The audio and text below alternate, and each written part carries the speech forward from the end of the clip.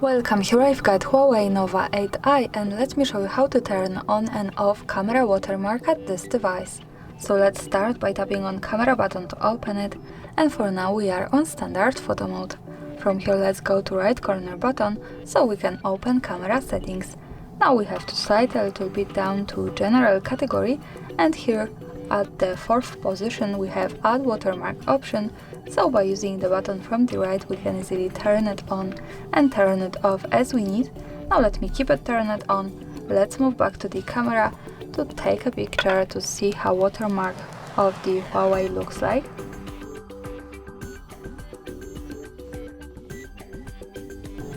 Now let's move to left to the button that follows us straight to the gallery, and this is how my photo looks like with watermark in the left corner at the bottom.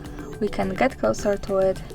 So we have HUAWEI Nova 8i with auto intelligent quad camera, and of course when we don't need it we have to move back to camera, then to right corner settings, slide down a little bit and use as watermark option to turn it off, so for now when we take another picture the watermark should be not visible at it. And that's all, thanks for watching, subscribe our channel and leave the thumbs up.